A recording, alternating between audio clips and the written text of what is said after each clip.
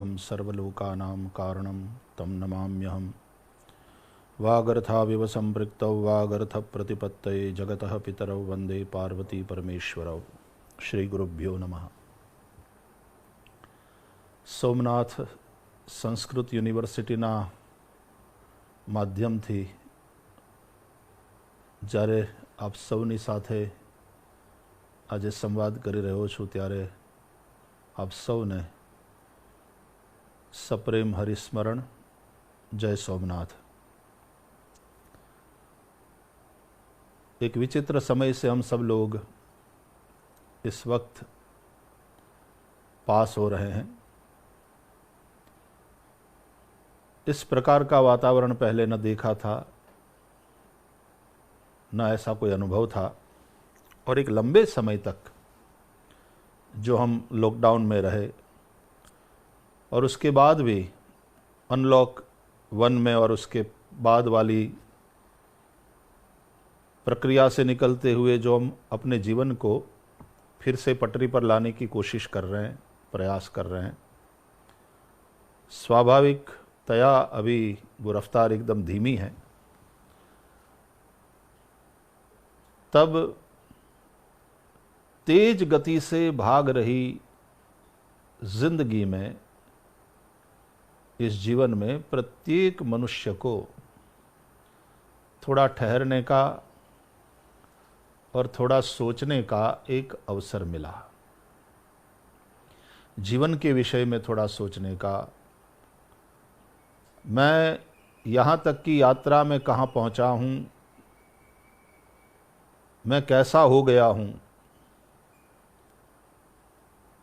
मेरे में एक किस प्रकार का व्यक्तित्व तैयार हुआ है, इन सब बातों पर विचार करने का उसको अवसर भी मिला। मनुष्य ने अपने परिवारजन हो या समाज हो, सोशल मीडिया के साथ जो जुड़ा रहा, उसके चलते अपने व्यक्तित्व को उसमें प्रतिबिंबित होते हुए देखा। गुजरातीમાં કોઈએ બહુ સરસ લખ્યું છે, મનવા તું રાવણ તું રામ, हम ही रावण हैं हम ही राम हैं। दोनों संभावना हमारे भीतर छुपी हुई है। दैवी અને આસુરી વૃત્તિ એ અંદર પડેલી જ છે। દૈવાસુર સંપદ વિભાગ યોગ ભગવાને ગીતામાં પણ કહ્યો।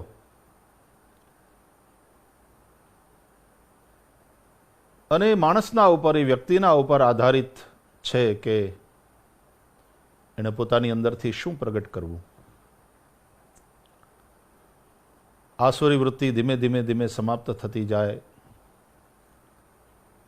વ્યક્તિત્વ દૈવી બનતું જાય। આ માટેની એક પદ્ધતિ, એક પ્રક્રિયા, એક વ્યવસ્થા હોવી જોઈએ। એ વ્યવસ્થાનું નામ છે પરિવાર, એ વ્યવસ્થાનું નામ છે સમાજ, એ વ્યવસ્થાનું નામ છે એજ્યુકેશન, શિક્ષણ, એ વ્યવસ્થાનું નામ છે સાહિત્ય।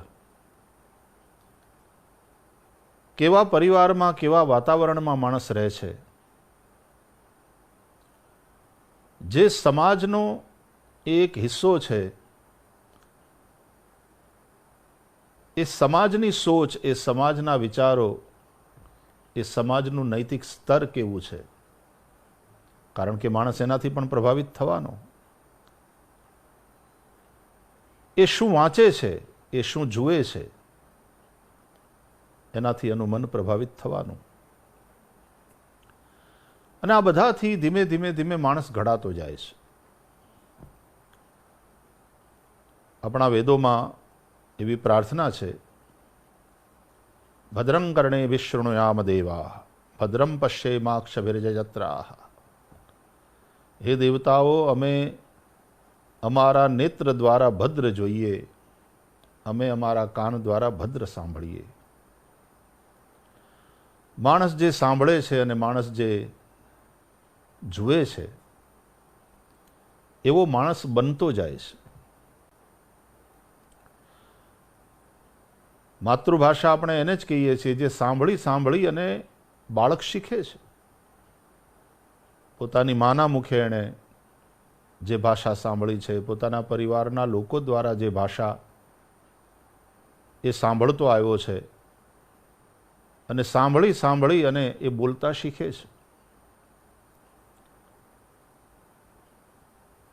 કોઈ બાળક શીખીને આવ્યું હોતું નથી, એ સાંભળીને જ શીખે છે. બાળક પરિવારના વાતાવરણને જોઈને મોટું થતું હોય છે. બાળક પરિવારના વડીલોના વ્યવહારને, વડીલોની ભાષાને સાંભળે છે, જુએ છે અને એનાથી બાળક શીખે છે.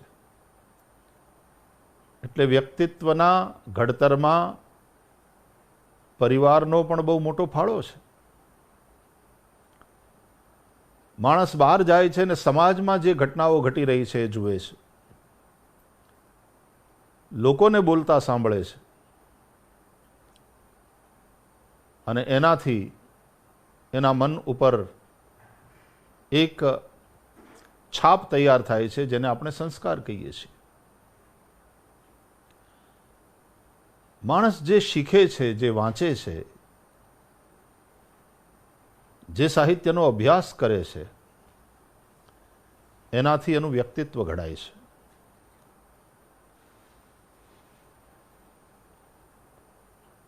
We are what we eat and drink. આપણો જે આ ભૌતિક પિંડ છે એ આપણા ખાનપાનથી તૈયાર થાય છે. એમ આપણો જે એક વૈચારિક કે ભાવાત્મક પિંડ છે એ આપણે શું જોઈએ છે, આપણે શું સાંભળીએ છીએ, આપણે શું વાંચીએ છીએ, આપણે શું શીખીએ છીએ એનાથી તૈયાર થતો જાય છે. આ ત્રણ પિંડથી આપણું અસ્તિત્વ બનેલું છે. ભૌતિક પિંડ, વૈચારિક પિંડ અને ભાવાત્મક પિંડ. પાંચભૌતિક શરીર, બુદ્ધિ અને આપણું મન. ઘણા બધા વર્ષ પહેલાં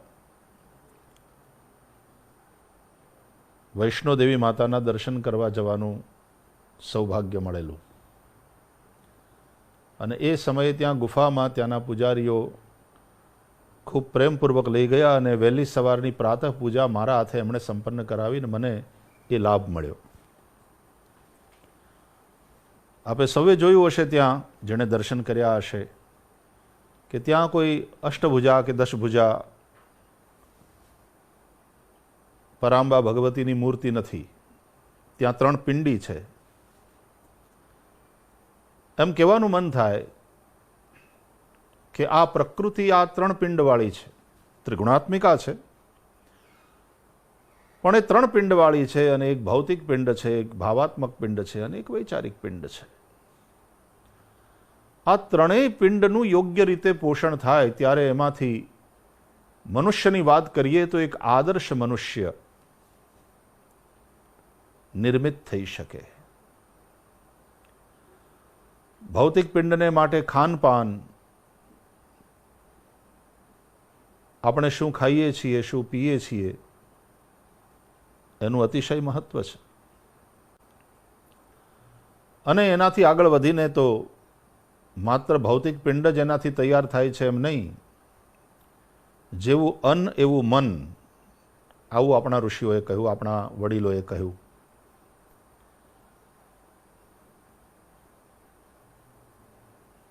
ખવાતા ખોરાકને ત્રણ ભાગમાં પરિણમતો આપણે જોઈએ છીએ.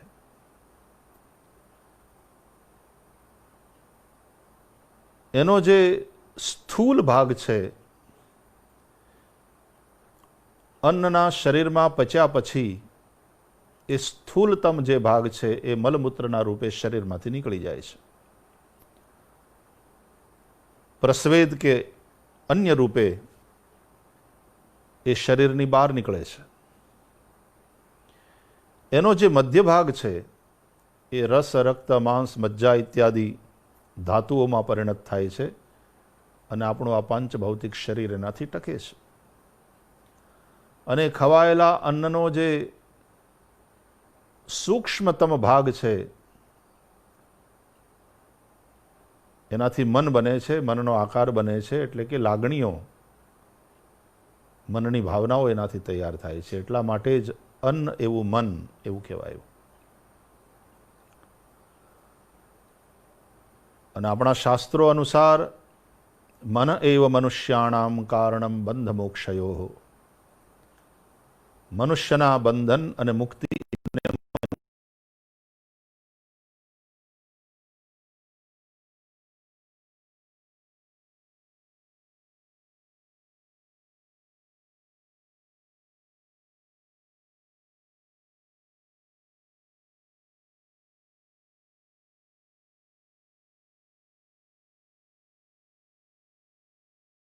ના ચક્કરમાં ભટકાવતું રહેશે.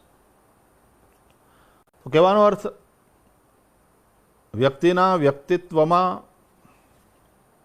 આહારનો પણ બહુ મોટો હિસ્સો છે, એની બહુ મોટી ભૂમિકા છે. પછી એ જે જુએ છે અને જે સાંભળે છે એનાથી પેલું જે બનેલું મન છે આહારથી, એને एक आकार प्राप्त થાય છે. आप ऐसा कह सकते हो कि एक माटी का पिंड है, उसको चाक पर चढ़ाया गया, अब उसको आकार देने का जो काम है वो हम जो देखते हैं और जो हम सुनते हैं उससे बनता है. અને એટલા માટે જ ભદ્રમ કર્ણેભિઃ શૃણુયામ દેવા, હે દેવતાઓ અમે અમારા કાન દ્વારા ભદ્ર સાંભળીએ, અમારી આંખ ભદ્રને જુએ, બધું મંગલમય હો.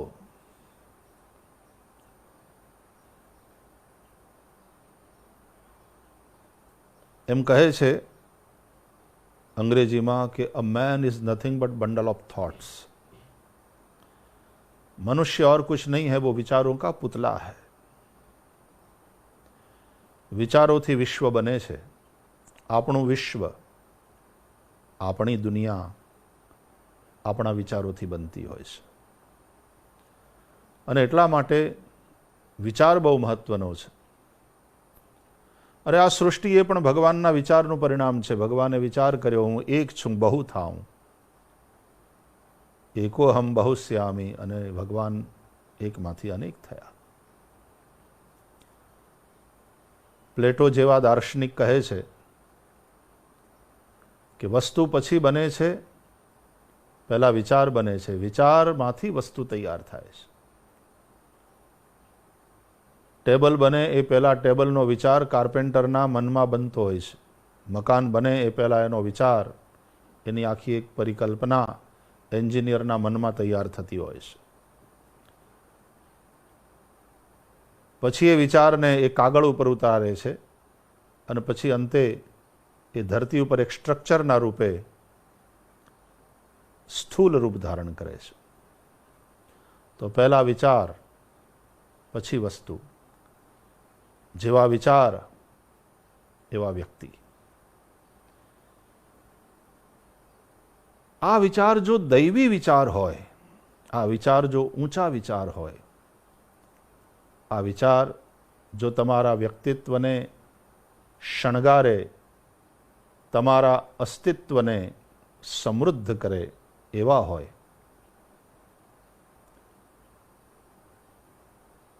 તો એવું કરનારી ભાષા કે એવું કરનારું સાહિત્ય એ ખરેખર બહુ ઉપકારક કહેવાય.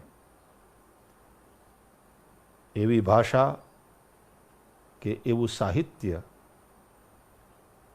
જે તમારી અંદરની આસુરી વૃત્તિને સમાપ્ત કરી તમારી અંદરના દૈવી ગુણોને પ્રગટ કરવામાં તમારી સહાયતા કરે અને એક દૈવી વ્યક્તિત્વનું નિર્માણ થાય, એવી કોઈ ભાષા હોય કે એવું જો સાહિત્ય હોય તો એ સંસ્કૃત છે.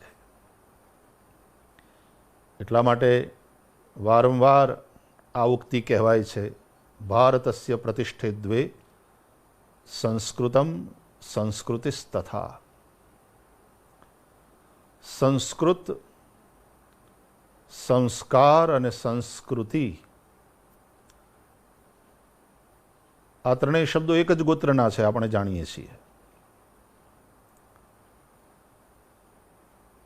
સંસ્કૃત મને એમ લાગે છે કે માત્ર એક ભાષા નથી, વ્યક્તિત્વના નિર્માણ માટેની એક સર્વશ્રેષ્ઠ આદર્શ પ્રક્રિયા છે. શાક બનાવવું હોય તો એ શાકભાજી બહાર બજારમાંથી લઈ આવ્યા પછી એને સંસ્કૃત કરવું પડે, એને ધોવું પડે, શાકભાજીને ધોઈને પછી એને સુધારવાનું હોય. અરે કપડાં એને પણ ધોઈ અને પછી ઇસ્ત્રી કરવા પડે છે, એ પણ એને સંસ્કારિત કરવાની વાત છે.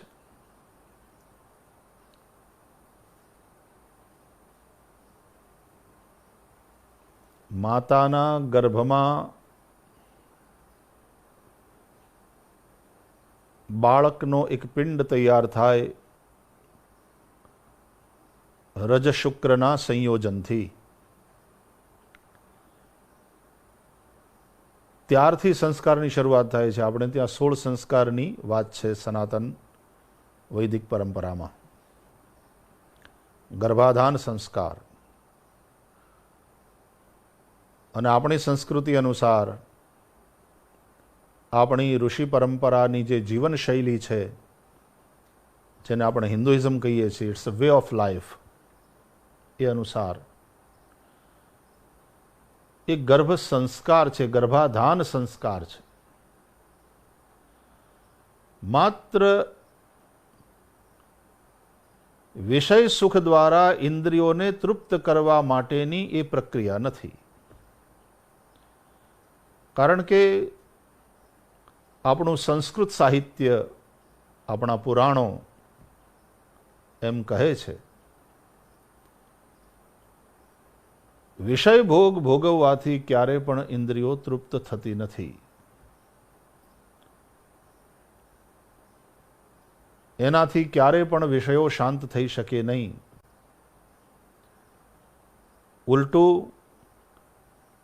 अग्नि में आहुति देने के समान विषय भोग की प्रवृत्ति काम करती है. अग्नि में आहुति पड़ेगी, अग्नि में ईंधन डाला जाएगा तो उससे अग्नि बुझती नहीं, शांत नहीं होती, वो और प्रदीप्त हो उठती है. भोग भोगने की प्रत्येक प्रवृत्ति, प्रत्येक क्रिया विषय की अग्नि में ईंधन डालने का काम करती है. यह बात राजा ययाति के चरित्र के माध्यम से श्रीमद् भागवत में बहुत स्पष्ट रूप से व्यास भगवान ने समझाया. न जातु कामः कामानाम उपभोगेन शाम्यति, हविषा कृष्णवर्त्मेव भूय एवाभिवर्धते. धर्म अर्थ काम मोक्ष 4 पुरुषार्थ में पहले धर्म को स्थान दिया गया है और मोक्ष को अंत में फल रूप बताया गया है. बीच में रखा गया है अर्थ और काम. पुरुषैहि अर्थ्यते इति, ये पुरुषार्थ हैं, जीव मात्र इसकी कामना करते हैं. धर्माद अर्थश्च कामश्च स किमर्थम न सेव्यते. धर्म पूर्वक अर्थ संपादन और धर्म पूर्वक काम पुरुषार्थ का भी संपादन किया जाएगा तो अर्थ के द्वारा सुख और काम के द्वारा आनंद का अनुभव करके अंत में मनुष्य अर्थ और काम दोनों की आसक्ति से मुक्त हो सकता है. मोचनम मोक्षः. आसक्ति ही उपद्रव करती है. धन की आसक्ति, विषयासक्ति, ये इहलोक में भी उपद्रव करती है और परलोक भी बिगाड़ने वाले ये सिद्ध होते हैं। इसलिए धर्माद अर्थश्च कामश्च।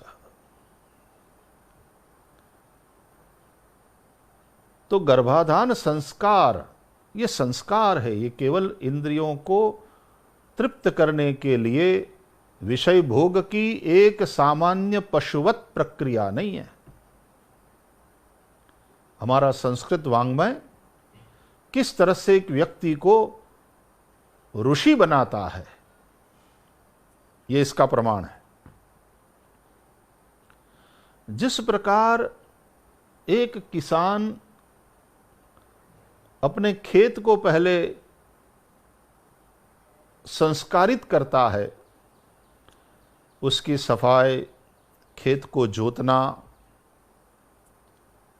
और उसके बाद में जब वर्षा हो जाती है बुवाई के योग्य, तो उसके बाद वो किसान बीज बोता है। और वो कृषिकार जिस प्रकार से फसल को तैयार करता है, मिट्टी कैसी है, पानी कैसा, कितना, कब देना चाहिए, इस मिट्टी में कौन सी फसल अच्छे से हो सकती है, उसका ज्ञान, बुवाई के बाद जो व्यर्थ की निकली हुई घास है उसको हटाना, समय समय पर खाद पानी देते रहना, फसल की रक्षा करना, आदि आदि सब बातों पर किसान ध्यान देता है। उसी प्रकार मां वो क्षेत्र है, पिता बीज का दाता है, क्षेत्र भी योग्य हो। और हमारे यहां क्षेत्र की महत्ता स्वीकार की गई है। गीताकार ने शरीर को भी क्षेत्र बताया है। इदम शरीरम कौन्तेय क्षेत्रमित्य विधीयते।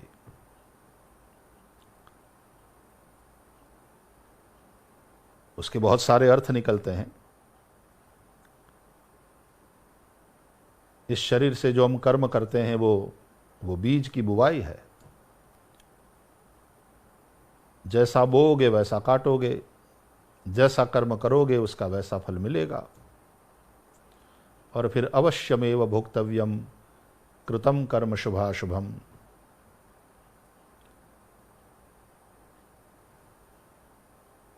तो प्रजनन की जहां बात है वहां स्त्री शरीर वो क्षेत्र है। माता क्षेत्र है, पिता बीज देने वाला है। भगवान ने भी कहा अहम बीज प्रदः पिता। बीज भी उत्तम होना चाहिए, क्षेत्र भी उत्तम होना चाहिए।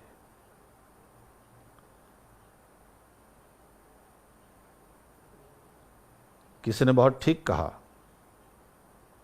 बालक का अर्थ है माता के विचार और पिता के चारित्र्य का प्रतिबिंब।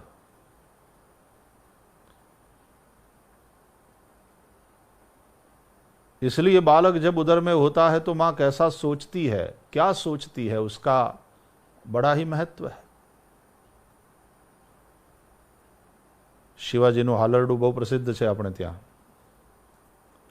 પેટમાં પોઢીને સાંભળેલી બાળે રામ લક્ષ્મણની વાત, માતાજીને મુખ જેદી थी ઉડી એની ઊંઘ તેદી थी। ગર્ભાધાન સંસ્કાર। અરે આપણે ત્યાં શાસ્ત્રોની અંદર ગર્ભાધાન સમયે બોલવાના મંત્રો છે। વિવાહની વિધિમાં કામદેવની સ્તુતિના મંત્રો છે। કામને આપણે દેવ માન્યો છે, અસુર નહીં। કયો કામ અસુર છે? જે ધર્મ વિરુદ્ધ છે તે. પણ ધર્મ સંમત જે કામ છે એને ભગવાન પોતાની વિભૂતિ બતાવે છે ભગવદ્ ગીતામાં. ધર્મા વિરુદ્ધો ભૂતેષુ કામોસ્મિ ભરતર્ષભ. શ્રીમદ ભાગવતમાં બહુ સરસ કથા છે. ભગવાન શંકરના ત્રીજા લોચનથી બળીને ભસ્મ થયેલો કામદેવ દ્વાપરના અંતે જ્યારે ભગવાન શ્રી કૃષ્ણના રૂપે પ્રગટ થયા ત્યારે શ્રી કૃષ્ણના રૂકમિણીથી થયેલા પુત્ર પ્રદ્યુમ્નના રૂપે પ્રગટ થયા છે. કામસ્તુ વાસુદેવાંશો દગ્ધ પ્રાગરુદ્રમન્યુના દેહોપપત્તયે ભૂયઃ. ભગવાન શંકરે કામદેવની સ્ત્રી રતિને વરદાન આપ્યું હતું, જબ જદવંશ કૃષ્ણ અવતારા હોય હરણ મહામહિ ભારા. કૃષ્ણ તનય પતિ હોય તોરા બચન અન્યથા હોય ન મોરા. કામદેવ કૃષ્ણ પુત્ર બનીને આવે છે, જેને આપણે પ્રદ્યુમ્નજી કહીએ છીએ. શ્રીમદ ભાગવતના ઉત્તરાર્ધમાં બહુ સુંદર કથા છે કે એ પ્રદ્યુમ્ન મહારાજે શમરાસુરને માર્યો છે.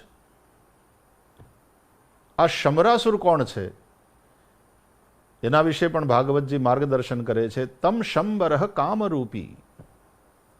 આ શમરાસુર પણ કામ છે, તો પ્રદ્યુમ્ન પણ કામદેવ, આ શમરાસુર પણ કામ કામને મારે.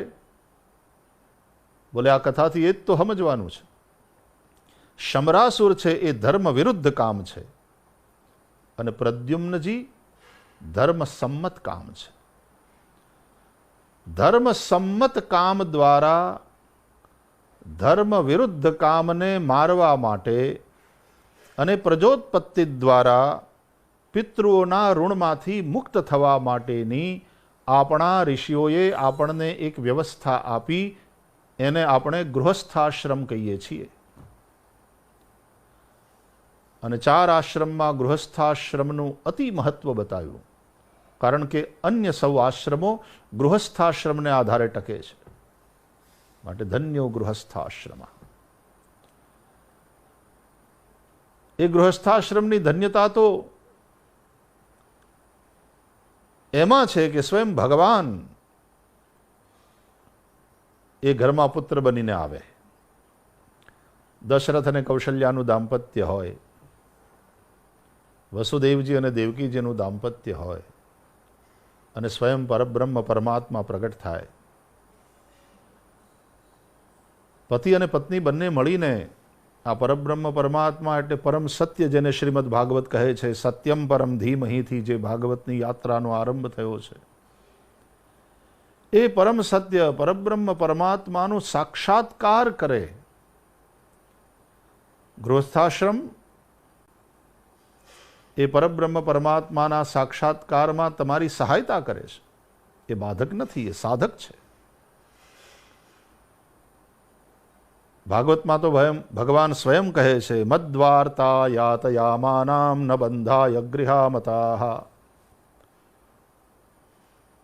જે મારી ચર્ચામાં દિવસ વ્યતીત કરે છે એને આ સંસાર બાંધતો નથી. શિવ પાર્વતીમાં નિત્ય કથા ચાલે છે.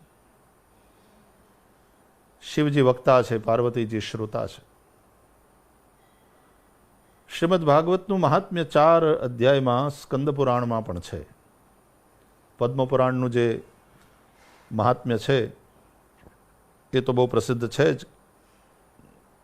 કથાકારો કથાના પ્રારંભે એ મહાત્મ્ય સંભળાવે છે 6 અધ્યાયનું. પણ સ્કંદ પુરાણમાં જે મહાત્મ્ય છે એના અનુસાર પણ વિષ્ણુ અને લક્ષ્મી પણ ભગવદ વાર્તા કરે છે, સત્સંગ કરે છે. અને એમાં એવું લખ્યું છે કે બ્રહ્માજી પણ ભાગવતનો આશ્રય કરે છે, વિષ્ણુ પણ ભાગવતનો આશ્રય કરે છે, શિવજી પણ ભાગવતનો આશ્રય કરે છે. તો બ્રહ્માજીની જે કથાની વિધિ છે 7 દિવસની છે. 7 દિવસ ત્યાં ભાગવત ચાલે છે. અને ભગવાન નારાયણ ભાગવત સંભળાવે છે લક્ષ્મીને, અને ભગવાન સંભળાવે છે એટલા માટે તો આનું નામ ભાગવત છે. ભગવતા પ્રોક્તમ ભાગવતમ. તો 1 મહિનાની કથા એ હોય છે.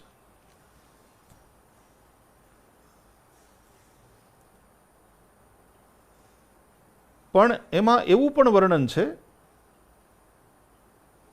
કે ક્યારેક એવું બને છે કે લક્ષ્મીજી વક્તા બને અને ભગવાન નારાયણ શ્રોતા હોય. અને લક્ષ્મીજી જ્યારે કથા સંભળાવે છે ત્યારે એ 2 મહિના સુધી સંભળાવે છે. 1 મહિનામાં એની કથા પૂરી નથી થતી, 2 મહિના સુધી ચાલે છે. થોડા વિનોદના અર્થમાં કહું તો આમે બહેનોની વાતો થોડીક વધારે ચાલે, લાંબી ચાલે. પણ અહીંયા અર્થ જુદો છે કે લક્ષ્મીજીની કથા એટલી ભાવપૂર્ણ અને એટલી રસીલી છે કે 2 મહિના સુધી ભગવાન નારાયણ સાંભળતા રહે છે અને છતાં એમને તૃપ્તિ થતી નથી. કારણ કે લક્ષ્મીજી જ્યારે કથા કરે છે, સંભળાવે છે, ત્યારે એકદમ ભાવમાં ડૂબેલા હોય છે ને એના ઉપર ભગવાન વિષ્ણુના ઉપર જે સૃષ્ટિના પાલનની જવાબદારી છે એ ટાઈપની બીજી જવાબદારી નથી. અને મહાદેવજી જ્યારે કથા સંભળાવે ત્યારે 1 વર્ષ પર્યંતની એ કથા હોય છે. આવું વર્ણન ત્યાં સ્કંદ પુરાણમાં છે. કહેવાનો અર્થ કે ગૃહસ્થાશ્રમમાં પતિ પત્નીની વચ્ચે પણ જ્યારે આવી રીતે સંસ્કૃત સાહિત્ય, સંસ્કૃત વાङ्મય, આપણા પુરાણો આનો આશ્રય લઈ અને પરિવારમાં ચર્ચા ચાલે, કથા ચાલે, ત્યારે પરમ સત્યનું પ્રાગટ્ય થતું હોય છે. અને એ સત્યનો, પરમ સત્યનો સાક્ષાત્કાર જેને થયો એનું વ્યક્તિત્વ કંઈક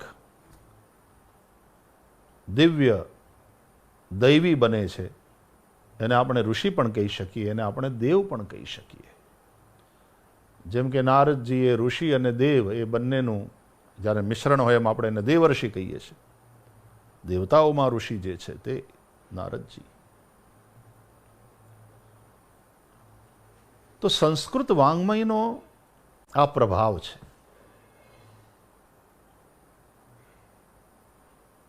એટલે એમ કહેવાનું મન થાય કે સંસ્કૃત, સંસ્કાર અને સંસ્કૃતિ, સંસ્કૃત વાङ्મયમાં સુસંસ્કૃત મનુષ્યને સુસંસ્કૃત કરવા માટે થઈને એટલી મહત્વપૂર્ણ પ્રક્રિયાઓ કરવાનું એનો નિર્દેશ અને એનું માર્ગદર્શન છે કે એક દૈવી વ્યક્તિ, એક દૈવી સમાજનું નિર્માણ થઈ શકે. તો જેમ હમણાં આપણે ચર્ચા કરી એમ ગર્ભાધાન એ પણ સંસ્કાર છે, સીમતોન્નયન સંસ્કાર છે. બાળક જન્મે એટલે એના જાત કર્મ સંસ્કાર કરવામાં આવે.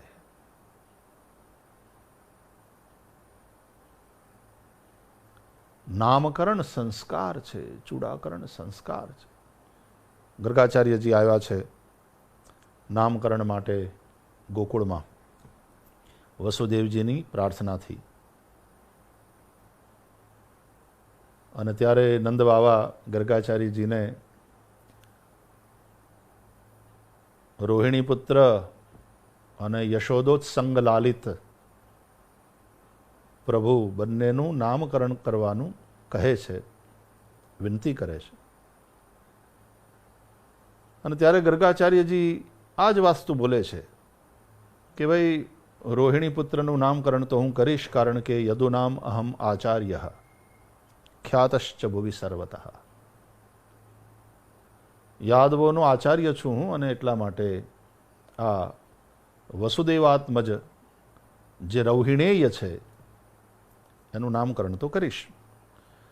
પણ આપના આગ્રહ પ્રમાણે જો આપના બાળકનું પણ હું નામકરણ કરું તો સુતમ મયા સંસ્કૃતમ તે મન્યતે દેવકી સુતમ.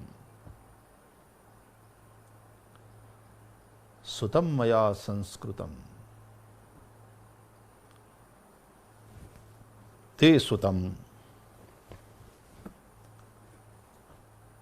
નામકરણ સંસ્કાર છે. તો આમથી લઈને છેલ્લે સુધી જ્યારે આપણા પ્રારબ્ધને ભોગવી અને આ શરીર છૂટે અને અંતે શરીરને અગ્નિને હવાલે કરવામાં આવે, દાહ સંસ્કાર, અગ્નિ સંસ્કાર.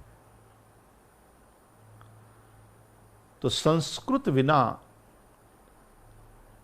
આ સંસ્કાર નહીં.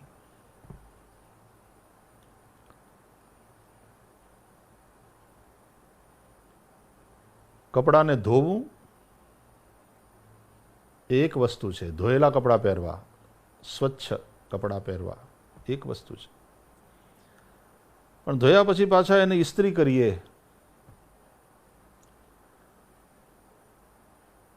તો પહેરનારો જરા વધારે સુઘડ લાગે, વધારે વ્યવસ્થિત દેખાય, એનું વ્યક્તિત્વ એમાં નિખરે. ગુજરાતીમાં તો એક કહેવત છે, એક નૂર આદમી ને 1000 નૂર કપડા.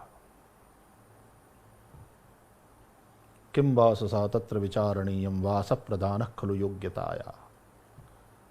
આ શ્લોક સંસ્કૃત વાંગ્મયમાં પ્રસિદ્ધ છે જ. મને એમ લાગ્યા કરે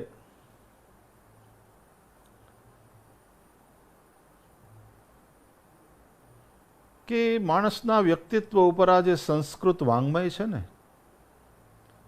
એ ઉષ્માપૂર્ણ ઇસ્ત્રીનું કામ કરે છે. અને થોડીક ન શોભે એવી કરચલીઓ પડી ગઈ હોય માણસના વ્યક્તિત્વમાં તો એને દૂર કરી દે છે. ક્યારેક કન્ફ્યુઝનની કરચલીઓ પડી હોય માણસની બુદ્ધિમાં તો સંસ્કૃત વાંગ્મયનો અભ્યાસ એ કન્ફ્યુઝનની કરચલીઓને દૂર કરી અને એક સીધા સપાટ સત્યને પ્રગટ કરી દે છે. એક સમાધાન થાય છે. એટલે સંસ્કાર આ સંસ્કૃત વાંગ્મયને લઈ અને જે આવે એને મનુષ્ય સુસંસ્કૃત બને, એની અંદરના દૈવી ગુણો નિખરે, એની અંદરનું જે મિટાવી દેવા જેવું છે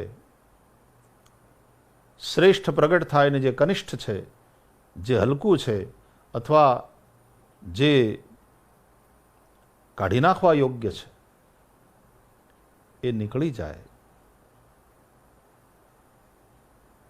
વાવણી કર્યા પછી જ્યારે બીજ અંકુરિત થાય અને એક એક વેંતના છોડ ઊભા હોય ખેતરમાં, ત્યારે માત્ર એ છોડને ખાતર, પાણી અને પ્રકાશ મળે એટલું પર્યાપ્ત નથી, પણ એ ખાતર, પાણી નકામું ખડ ન લઈ જાય, નકામું ઘાસ એ ખાઈ ન જાય, એ માટે નિંદામણ કરી અને એ ખડને, એ ઘાસને દૂર કરવાનું પણ એટલું જ જરૂરી છે. એમ શિક્ષણની આખી પ્રક્રિયા માણસમાંથી જે કાઢી નાખવા જેવું છે, એવું જે બધું નિકૃષ્ટ છે એને કાઢી નાખે અને જે પોષવા જેવું છે એને રાખી અને એને પોષે અને પરિણામે એક દૈવી સંપત્તિથી યુક્ત આદર્શ સમાજ તૈયાર થાય. આના માટેનું ચિંતન, આના માટેના નિર્દેશો, આના માટેની પ્રક્રિયા, એના માટેની વિધિ આપણા સંસ્કૃત વાંગ્મયમાં છે. એનાથી વ્યક્તિત્વનો એવો વિકાસ થશે, એને જોઈને લોકો પુકારી ઉઠશે કે દેવ જેવો માણસ છે. અને આવા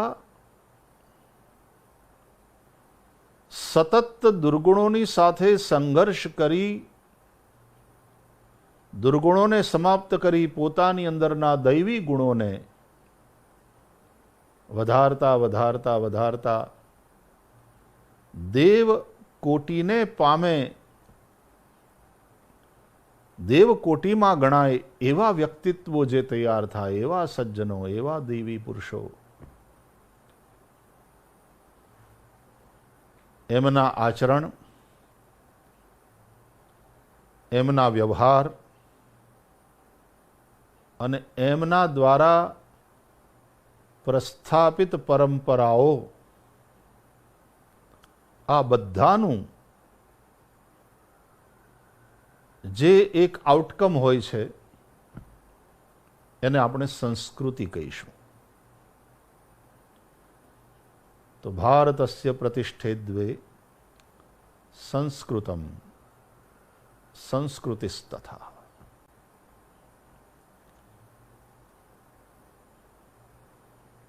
આપણા રાષ્ટ્રની એક ઋષિ સંસ્કૃતિ છે.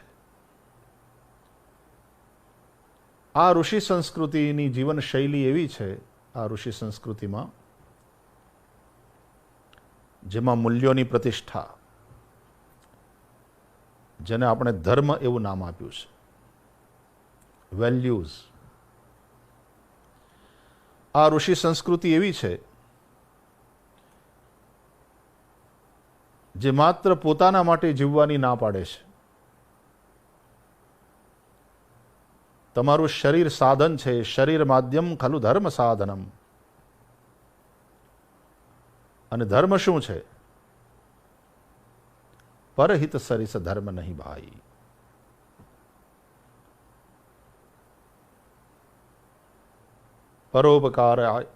પરોપકાર પુણ્યાય પાપાય પરપીડનમ. આ બે જ વાક્ય સાર રૂપે પ્રગટ થાય છે. પરહિત સરિસ ધર્મ નહીં ભાઈ, પર પીડા સમ નહીં અધમાઈ. આ ઋષિ સંસ્કૃતિ અથવા તો આ ઋષિ વ્યક્તિત્વ શું છે? એ પ્રકૃતિને માતા ગણે છે. એ માતા પોષણ કરનારી છે. પોષણ કરનારી માતાનું આપણે પૂજન કરાય, એનું શોષણ ન કરાય. અને એટલા માટે પ્રકૃતિની સાથે, માતા પ્રકૃતિની સાથે, મધર નેચર સાથે એક સામંજસ્ય સ્થાપિત કરીને, એક હાર્મની તૈયાર કરીને પોતાનું જીવન જીવે, આવી એક જીવન શૈલીને અપનાવેલો એ ઋષિ ચરિત્ર વ્યક્તિ છે.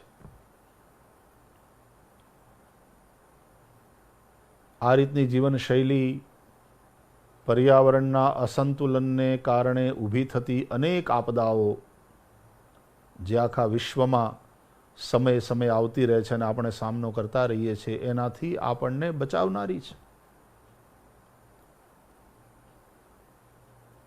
જે 5 મહાભૂતોથી આપણું શરીર બન્યું છે, એ જ 5 મહાભૂતોથી આપણું શરીર પોષાય છે. અને એટલા માટે પ્રકૃતિના એ બધા જ તત્વોને આપણે પૂજ્ય ભાવથી જોવા જોઈએ. પૃથ્વી માતા છે. क्षितिजल पावक गगन समीरा पंचरचित यह. આકાશ, વાયુ, તેજ, જળ અને પૃથ્વી, આ 5 મહાભૂતોથી બનેલું શરીર, એના પોષણ માટે આ 5 મહાભૂતોની જરૂર પડે છે. પૃથ્વી નહીં હોય, ધરતી નહીં હોય તો એને ધારણ કોણ કરશે? અન્ન કેવી રીતે એને પ્રાપ્ત થશે? કઈ રીતે જીવશે? જળ વિના તો જીવન જ શક્ય નથી. તેજ તત્વ નહીં હોય, ઉષ્મા નહીં હોય, સૂર્યનારાયણ નહીં હોય, જે સકલ ઉર્જાઓનો સ્ત્રોત છે, અને એ જ જગતનો આત્મા છે. સૂર્ય આત્મા જગતસ્તસ્થુખશ્ચ. એની પૂજા કરો. વાયુ દેવતાની કૃપા વિના મારું જીવન કેમ ચાલે? વાયુદેવ છે. આકાશ ન હોય તો મને અહીંયાથી ત્યાં જવાનો, ત્યાંથી અહીંયા આવવાનો અવકાશ જ ન રહે. અને એટલા માટે આ સૌ દેવ છે, એની પૂજા કરો. વહેલી સવારે ઉઠતાની સાથે પહેલા પૃથ્વીને પગે લાગો.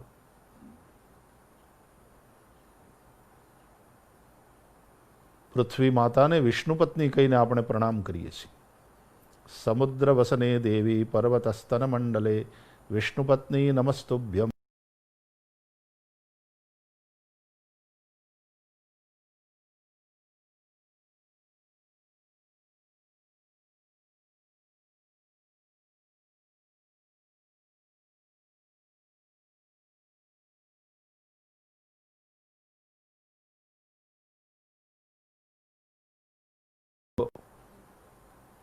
એના ઉપર જ્યાં ત્યાં થૂકાય નહીં, આપણી મા ઉપર થૂકાય નહીં. ઘણા લોકો એવું કહે કે તો પછી મળમૂત્રનો ત્યાગ પણ કેમ થાય? થાય. માતાના ખોળામાં આપણે નાના હતા ને મળમૂત્રનો ત્યાગ કરીને જ મોટા થયા છીએ. માતા એને અપરાધ નથી માનતી. માતા પોતાના બાળકને પણ સાફ કરી લે છે અને પોતાને પણ સાફ કરી લે છે. એમ પૃથ્વી પોતાને સાફ કરી લેશે. પણ એ જ બાળક મોટું થયા પછી, એ છોકરો મોટો થયા પછી જો મા ઉપર થૂંકે તો જરૂર એ અપરાધની શ્રેણીમાં આવે છે.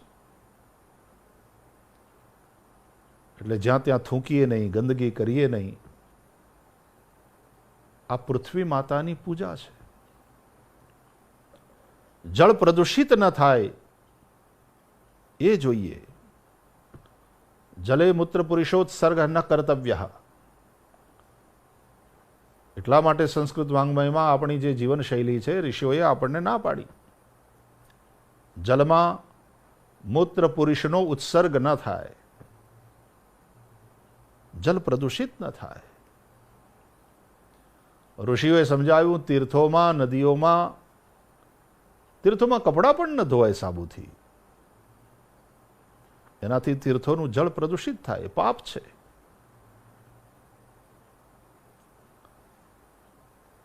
તો જલના દેવ વરુણની પૂજા એટલે શું? કે જલ પ્રદૂષિત ન કરીએ. એ મોટા ભાગના રોગ વોટર પોલ્યુશન અને એર પોલ્યુશનને કારણે થતા હોય છે. તો પૃથ્વી ઉપર ગંદકી ન વધે, જ્યાં ત્યાં થૂંકીએ નહીં, અસ્વચ્છતા ન થાય. ક્લીન ઇન્ડિયા મૂવમેન્ટ આપણે કરવી પડી. આ દેશમાં સંસ્કૃત વાંગ્મય દ્વારા જે એક ઋષિનું વ્યક્તિત્વ તૈયાર થયેલું, આપણે એ પ્રમાણેની જીવનશૈલી જો અપનાવી હોત તો એ વખતે જે ભારત હતું એવું સુંદર, સાફ, સ્વચ્છ ભારત આજે પણ આપણને દેખાતું હોત.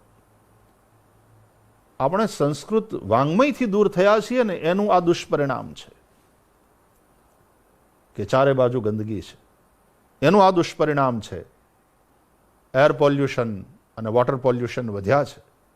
એનું આ દુષ્પરિણામ છે કે મનુષ્યની એવરેજ આયુષ્ય ઘટતી જાય છે. એનું આ દુષ્પરિણામ છે કે સમયે સમયે પ્રકૃતિના અસંતુલનને કારણે આવતી આપદાઓનો વિશ્વની માનવતાએ સામનો કરતો રહેવો પડે છે.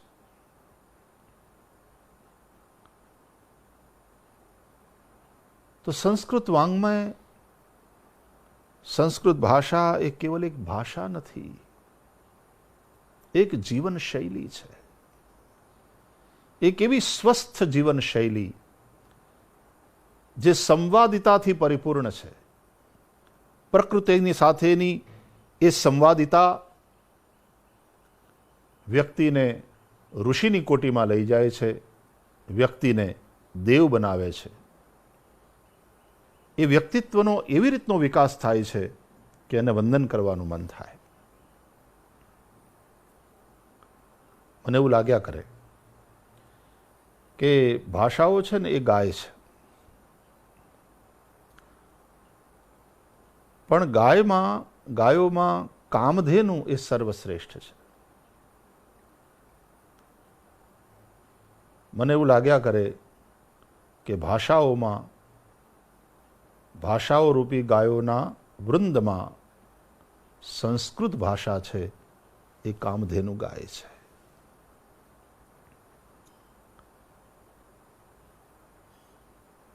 દેવો અને દાનવોએ જ્યારે સમુદ્રનું મંથન કર્યું,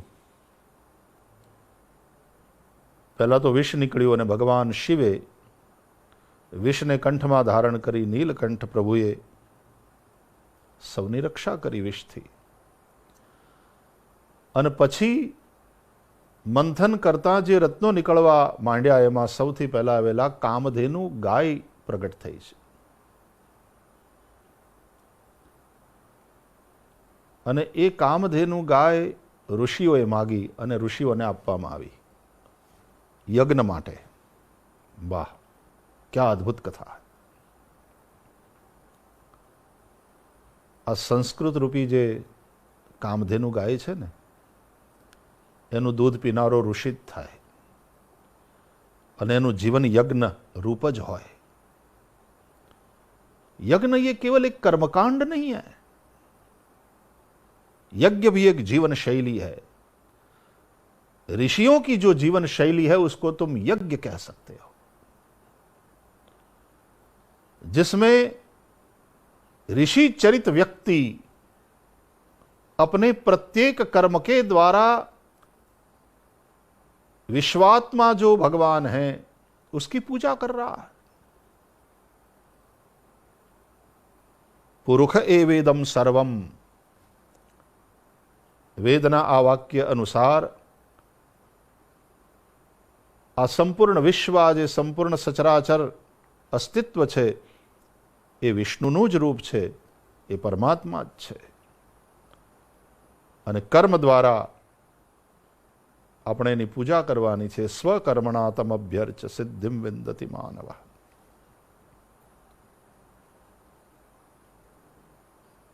કર્મને વેઠ કે મજૂરીના સ્તરે નીચે પાડી દેવાને બદલે